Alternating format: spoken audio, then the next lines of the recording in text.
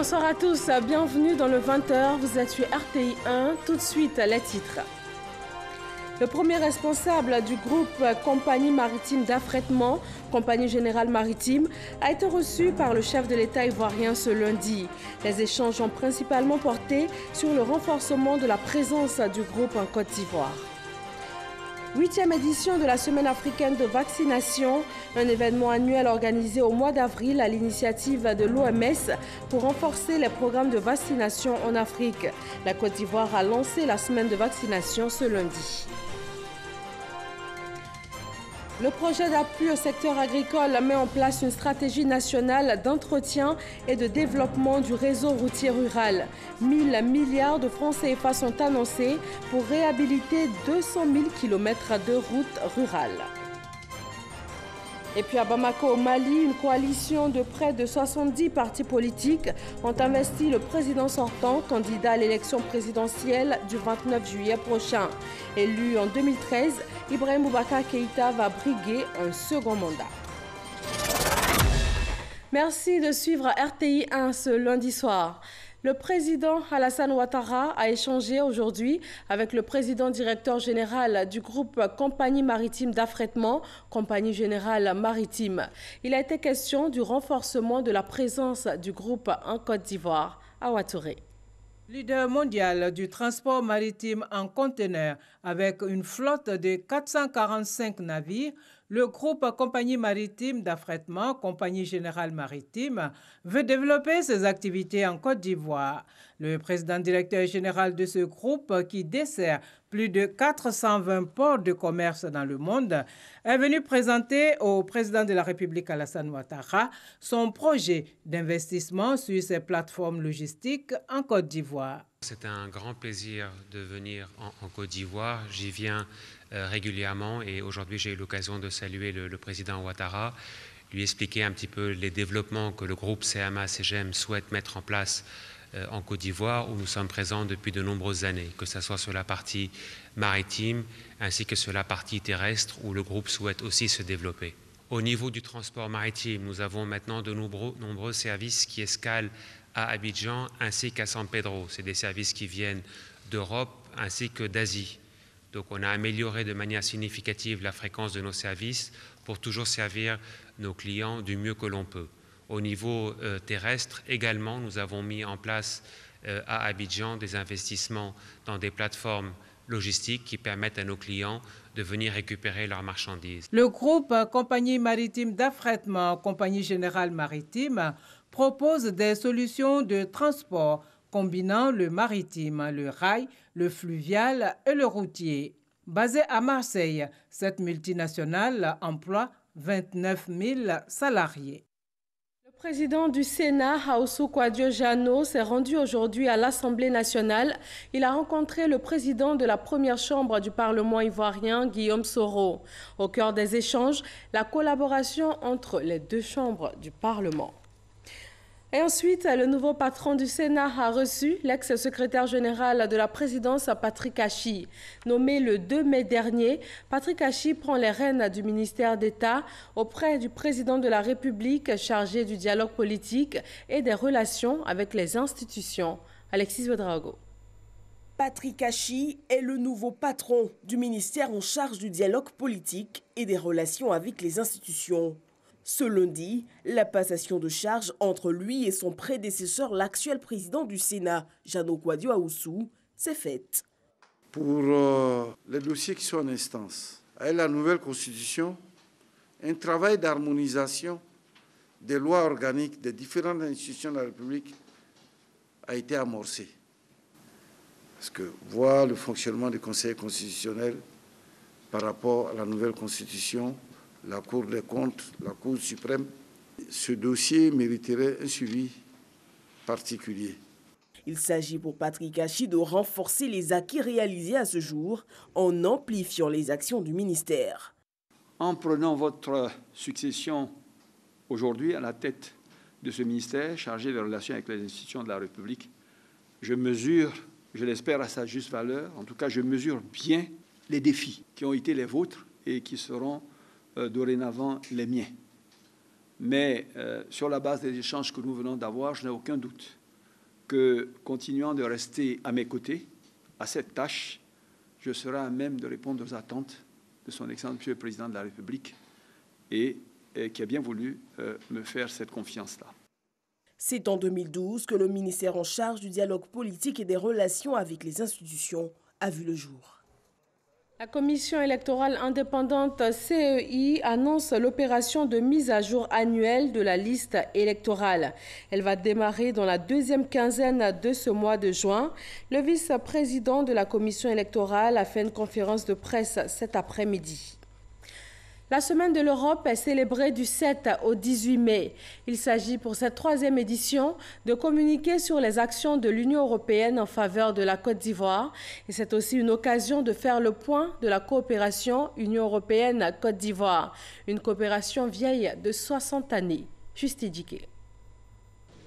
La Côte d'Ivoire et l'Union européenne célèbrent leur coopération à travers une semaine du 7 au 18 mai, marquée par un festival du film européen, des journées portes ouvertes dédiées à l'exposition des projets financés par l'Union européenne au bénéfice des populations ivoiriennes, par la signature d'une convention dans le secteur de l'énergie et des panels consacrés à l'emploi, à l'électrification rurale et au foncier rural.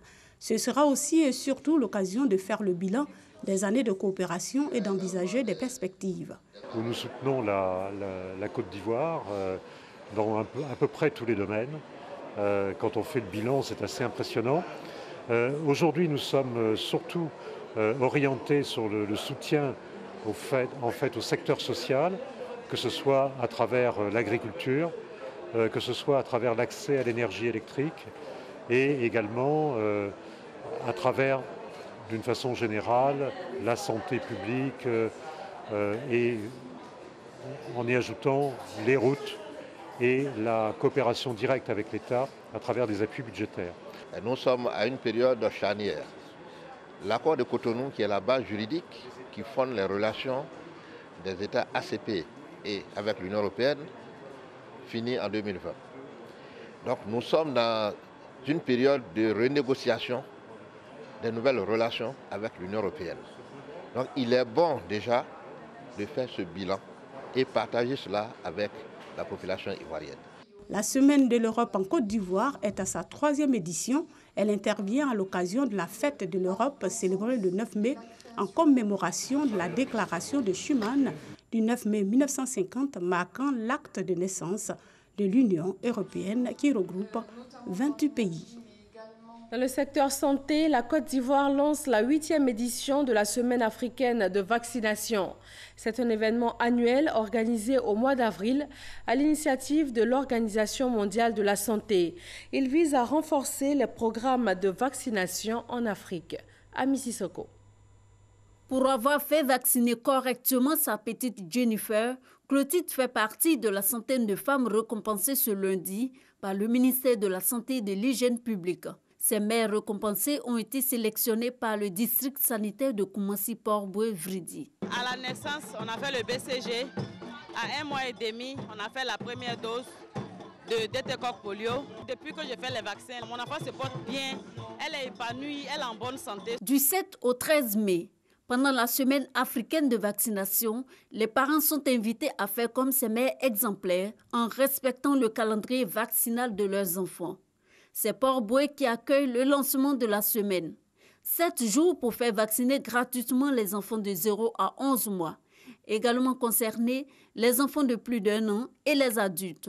Sont administrés les vaccins contre la polio, la rougeole, la fièvre jaune et tous les autres vaccins disponibles. Le thème retenu pour cette 8e édition de la Semaine africaine de vaccination, à savoir « Les vaccins, ça marche, faites votre part », met en lumière les actions collectives nécessaires pour garantir la protection de chacun contre les maladies évitables par la vaccination. Mesdames et messieurs, j'attire votre attention, chefs traditionnels, 14 milliards que le gouvernement a investis pour payer les vaccins afin qu'il n'y ait plus de rupture de vaccins. Tous ces efforts nous ont permis d'avoir des résultats fort encourageants. La couverture vaccinale en Penta 3 était de 98% et celle du VAR, c'est-à-dire la rougeole, était de 91%. Nous avons encore quelques gaps. Il faut absolument que les mamans présentent leurs enfants à la vaccination. Le vaccin protège la vie. La région africaine de l'OMS a donc initié en 2011 la Semaine africaine de vaccination. La population peut se faire vacciner dans les antennes de l'Institut national d'hygiène publique, dans les centres de santé et les postes de vaccination sur toute l'étendue du territoire. Le programme national de lutte contre la tuberculose et l'Association des cliniques privées de Côte d'Ivoire lancent la prise en charge des tuberculeux dans les cliniques privées d'Abidjan.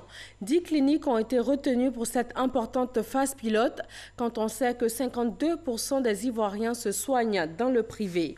Ami Sissoko. La commune d'Abobo est l'une des communes qui regorge du plus grand nombre de cas de tuberculose. L'organisation actuelle de la prise en charge ne nous permettait pas de leur administrer le traitement au sein de notre structure. Quand on suspecte un patient de tuberculose, on l'adresse au centre antituberculeux. Donc dans cette démarche, nous les perdons de vue. Ne plus perdre de tuberculeux de vue. C'est le dernier projet du programme national de lutte contre la tuberculose et de l'association des cliniques privées de Côte d'Ivoire. À ce projet participent 10 cliniques privées d'Abidjan, retenues pour la phase pilote de la prise en charge des tuberculeux. Nous savons que beaucoup de patients n'ont recours qu'au secteur privé. Donc il était nécessaire de nous engager également dans le système privé pour capter tous les patients qui se rendraient dans ces services de santé privés. Nous savons que le secteur privé intervient à hauteur de 52% de l'offre de soins. On ne peut pas, dans un programme aussi important, exclure 52% de la population. Donc, conscient de cela, notre organisation s'est engagée auprès de l'État de Côte d'Ivoire, du ministère, pour l'accompagner le plus étroitement dans ces différents programmes, dont celui de la lutte contre la tuberculose. Dans le cadre de ce projet, le programme national de lutte contre la tuberculose va former et accompagner le personnel des cliniques privées. Il va aussi les approvisionner en microscopes, médicaments et autres. En retour, ces 10 cliniques privées vont effectuer la prise en charge gratuite des patients depuis la suspicion jusqu'au dépistage en passant par le diagnostic. Le patient qui rentre dans la clinique, s'il a des signes qui font penser à la tuberculose, on va réaliser des examens de crachat gratuitement chez lui. Et si, dès lors qu'il est connu tuberculeux, les prochaines fois qu'il viendra pour prendre ses médicaments, il ne va pas payer. Mais s'il doit faire d'autres examens, il doit être hospitalisé, tout cela, il doit payer. En Côte d'Ivoire, 54% des malades de la tuberculose sont des jeunes de 15 à 45 ans. Sur 100 000 habitants, 53 sont diagnostiqués tuberculeux. La ministre en charge de la Santé, du Social et des Finances des pays membres de l'UEMOA vient d'adopter un plan sous-régional sur les 5 prochaines années. Le budget est évalué à 370 milliards de francs CFA, avec pour objectif d'investir dans les structures sanitaires et dans la formation des ressources humaines. Lutte contre le chômage, l'agence Emploi Jeunes lance des programmes de financement des activités génératrices de revenus de petites et de micro-entreprises. Cette année, ce sont 21 000 jeunes porteurs de projets qui sont attendus pour bénéficier de financement. Ils doivent, dans un premier temps, s'inscrire sur la plateforme de l'agence Emploi Jeunes. Issaïo. Les jeunes porteurs du projet peuvent se rapprocher de l'agence Emploi Jeunes pour bénéficier de financement. L'information a été donnée par l'administrateur de l'agence Emploi Jeunes au cours du lancement des programmes de financement d'activités génératrices de revenus et de micro et petites entreprises. On a un dispositif de conseil projet. Vous soumettez votre projet sur le site et vous êtes tout de suite encadré par un conseiller projet qui vous aide à monter votre projet en fonction des réalités économiques et sociales du pays. L'un des facteurs qui freine l'éclosion de petites entreprises chez les jeunes est la pression fiscale. L'État a désormais pris des dispositions afin de faciliter la création des PME. Pour des entreprises nouvelles qui entendent être créées, elles peuvent bénéficier de mesures de faveur. Il en va ainsi en matière d'impôts fonciers en début d'activité. Lors de la création de l'entreprise, il y a une exonération de 25% du montant de l'impôt foncier sur une période de 2 ans. Et en matière de contribution des patentes, l'année de création et les 2 années suivantes, vous avez une exonération totale de la contribution des patentes. Au cours de cette cérémonie de lancement, certains bénéficiaires des années antérieures sont venus rendre des témoignages afin d'encourager les jeunes à croire au programme d'insertion des jeunes. Je prenais l'une et livrée aux femmes, aux vendeuses. Et c'est là quand j'ai vu à la télé, je me suis rendue, en même temps j'ai fait mon projet et j'ai soumis ça sur la plateforme. Et c'est là on m'a appelé. J'ai reçu 3,5 millions que je prends actuellement, que je travaille avec. Vraiment, je suis satisfaite. J'ai appris que l'agence Apprends Jeune, on peut aider les seniors malgré leur âge. Je fais l'élevage du lapin. Et pour développer mon activité, je suis allé vers l'agence Apprends Jeune, aujourd'hui qui m'a aidé à avoir un prêt de 4 798 000, vraiment qui m'a fait asseoir aujourd'hui, faire créer une entreprise dont je suis fier. 14 000 jeunes ont bénéficié du programme de financement d'activités génératrices de revenus l'année dernière. Cette année, l'agence Emploi Jeunes vise 21 000 jeunes porteurs de projets. Quelle stratégie nationale d'entretien et de développement du réseau routier rural? C'est à cette question que le projet d'appui au secteur agricole a répondu après 3 jours de réflexion avec les acteurs du domaine. Une enveloppe de 1 000 milliards de francs CFA est annoncée pour réhabiliter 200 000 km de routes rurales. Justine Saïdjike. 3 jours de réflexion pour arrêter des comités et des mécanismes de mobilisation de moyens financiers pour l'entretien et la réhabilitation des routes de desserte agricole qui constituent un long réseau routier. La longueur totale estimée est d'environ 200 000 km. Pour les mettre à un niveau normal, fonctionnel, il faut 1 000 milliards pour les réhabiliter et environ 60 milliards pour faire l'entretien courant, pour maintenir les investissements qui vont être faits. Donc les enjeux sont importants.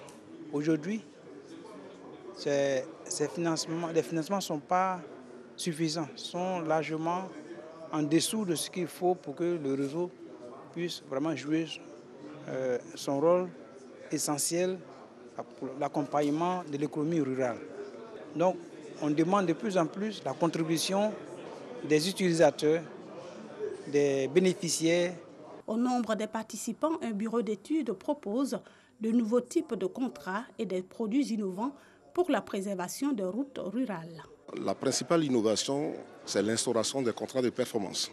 S'il y a les tôles ondulées, s'il y a les dégradations, les nids de poules importants, l'entreprise est constamment présente sur le chantier pour assurer, pour faire les entretiens courants, de sorte à permettre, si vous voulez, un trafic continu sur la route. Et les avancées de cela, c'est qu'au niveau de l'évacuation des produits vers les centres urbains, il n'y a pas de discontinuité. L'atelier national de validation des études complémentaires de la stratégie d'entretien et de développement des routes rurales en Côte d'Ivoire a déterminé tous les aspects de la stratégie nationale en prévision de la fin prochaine du projet d'appui au secteur agricole PESAC chargé durant 4 ans de la réhabilitation des routes rurales. Reste l'adoption de cette stratégie nationale en Conseil des ministres pour une gestion efficiente du réseau routier rural en Côte d'Ivoire. La Fédération internationale pour la sécurité des usagers de l'électricité a adopté d'importantes résolutions après la rencontre qu'elle a organisée. Pour les 12 pays participants, l'un des points importants, c'est bien la lutte contre la contrefaçon. Mamadou Kwasi. Le rideau est tombé sur le salon de la FUSIEL, Fédération internationale pour la sécurité des usagers de l'électricité. Les professionnels du secteur de l'électricité ont mis au centre de cette rencontre les incendies des lieux publics, notamment les marchés sur le continent africain, d'où la prise de plusieurs résolutions au terme de cette rencontre. Pour ces acteurs de l'électricité, la lutte contre la contrefaçon constitue la clé de ces désastres enregistrés sur le continent. On ne va pas réinventer le monde, c'est de mettre en place une réglementation des normes qui permettront le contrôle d'abord au niveau de l'importation des produits. Aujourd'hui, on ne doit plus fonctionner comme avant. L'électricité, c'est un métier et c'est un métier noble. Il ne faut pas permettre à n'importe qui de faire n'importe quoi dans ce secteur. Nous, assureurs, nous avons toujours mal lorsque des marchés brûlent que nous voyons les populations perdre la totalité de leurs biens en une fraction de seconde sans espoir d'être accompagnées.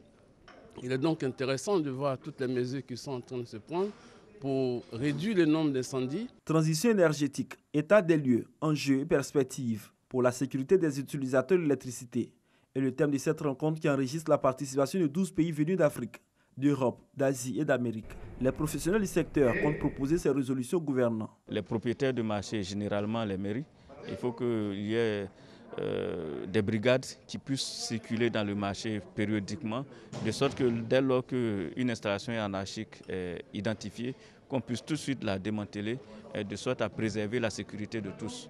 Parce que quand l'incendie part de quelque part, il attaque tout le monde. Le représentant du ministre des Infrastructures économiques s'est félicité des résolutions importantes prises à Abidjan. Il rassure les membres de la FUSIEL de l'engagement de l'État de Côte d'Ivoire à tout mettre en œuvre pour lutter contre les incendies des marchés et des domiciles. La FUSIEL, fondée en février 2002, a pour objectif principal la sécurité des usagers de l'électricité à travers la mise en place d'un cadre de protection des installations électriques intérieures. Le Centre des métiers de l'électricité et le Conservatoire national des arts et métiers ont signé une convention. Elle porte sur la première licence professionnelle française. Elle sera dispensée en Afrique de l'Ouest et ce sera effectif dès la rentrée prochaine. Grâce Kando. Signature de convention entre le Centre des métiers de l'électricité et le Conservatoire national des arts et métiers. Le partenariat porte sur la première licence professionnelle française dispensée en Afrique de l'Ouest en énergie et développement durable, option efficacité énergétique, énergie de sources renouvelables, dont la première promotion devrait démarrer la rentrée prochaine. Il s'agit d'un véritable changement de paradigme pour avoir désormais des partenariats de qualité avec les meilleures institutions françaises académiques. L'objectif clairement affiché est de susciter dans notre pays une dynamique irréversible de création d'établissements performants d'enseignement supérieur au regard de la pertinence de leur offre de formation. La première promotion de cette licence professionnelle sera une étape importante pour atteindre la finalité du hub, renforcer la qualité des formations pour une meilleure insertion professionnelle des jeunes Ivoiriens. La signature de convention va apporter un plus dans la formation des jeunes. Ce projet vise à faire du Centre des métiers de l'électricité un centre d'excellence régional pour les métiers de l'électricité et de l'industrie, aussi bien dans la formation professionnelle qu'au niveau du premier cycle de l'enseignement supérieur, scientifique et technologique. Les activités clés du Centre des métiers de l'électricité sont la formation dans les domaines de l'électricité, de la gestion et du management. Du 9 au 11 octobre prochain, Abidjan va abriter le deuxième forum et exposition de la CEDEAO sur les mines et le pétrole. Ce forum de haut niveau, initié par la commission de la CEDEAO et le gouvernement ivoirien, vient contribuer à la promotion et au développement du potentiel minier et pétrolier des pays membres. Le reportage est signé Cheikh Koné. Avec 10% du manganèse, 8% de la bauxite et 7% de l'uranium mondial, l'Afrique de l'Ouest est passée première région minière aurifère devant l'Afrique du Sud. Pour maintenir ce potentiel, il a été institué ECOMOF.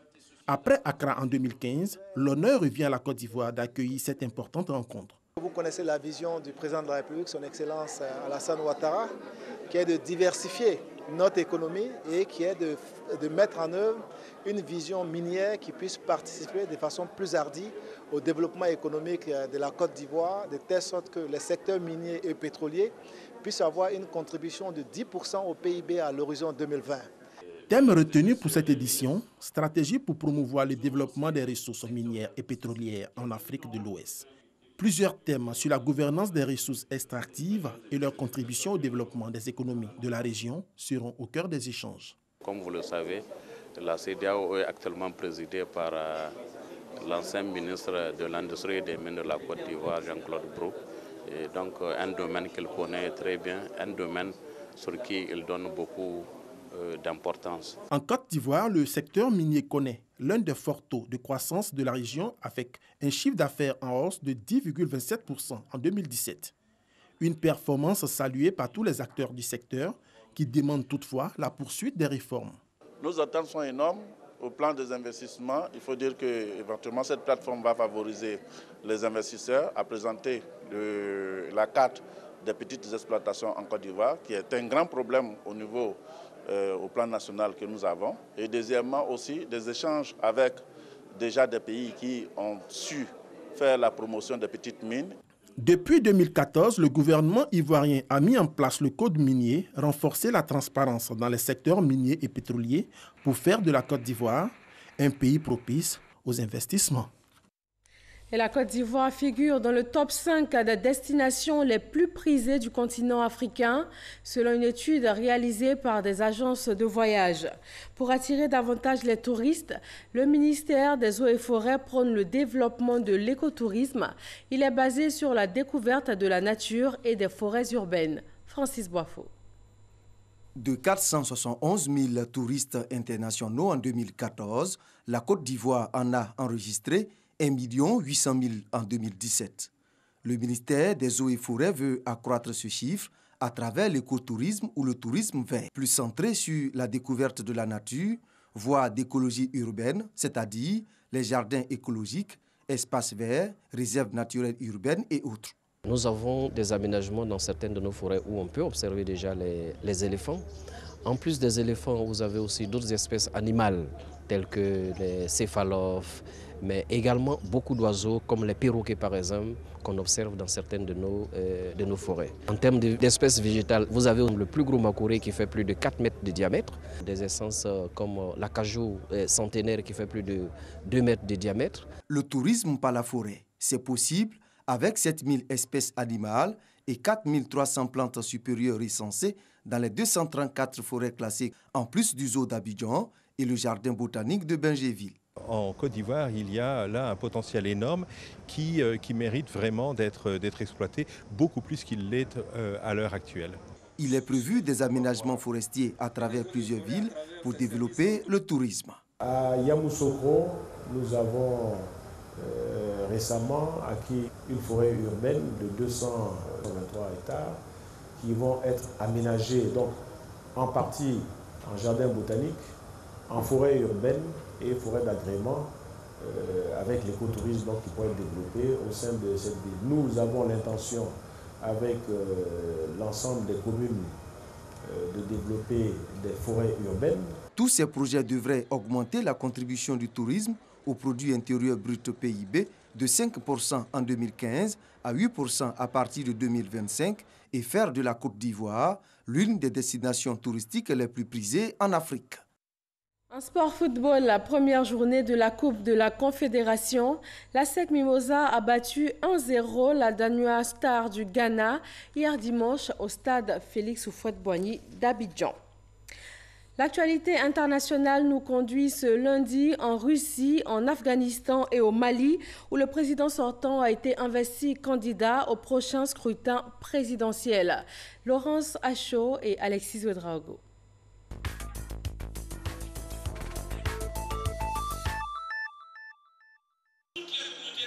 Ibrahim Boubacar Keïta a été investi candidat pour la présidentielle du 29 juillet prochain par une coalition d'environ 70 partis dimanche lors d'une réunion à Bamako.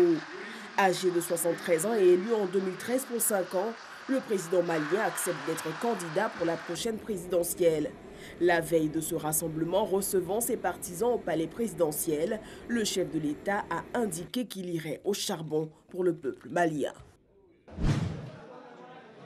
Nouvel attentat en Afghanistan, au moins 13 morts et 33 blessés suite à l'explosion d'une bombe dans un centre d'enregistrement pour les élections législatives dans l'est du pays. L'explosion a eu lieu dans une tente à l'intérieur d'une mosquée. Selon la police locale, une foule était visée par cette explosion. C'est la deuxième attaque en une semaine après celle survenue 6 jours après le double attentat de 25 morts à Kaboul. Les autorités, elles, craignent qu'un faible nombre de votants ternisse la crédibilité du résultat des élections. Plusieurs centres d'enregistrement sont la cible des attaquants. Vladimir Poutine a prêté serment ce lundi pour son 4e mandat à la présidence de la Russie. Il est désormais officiellement à la tête du pays jusqu'en 2024. Il a été réélu en mars dernier avec 76,7% des voix. Son investiture a eu lieu en fin de matinée lors d'une cérémonie à Moscou.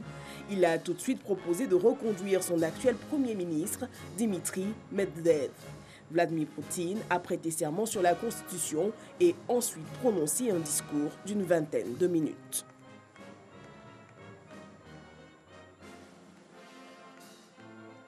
Et c'est tout pour ce 20h. Merci à tous de nous avoir suivis. Rendez-vous demain 20h sur RTI 1. Bonsoir à tous.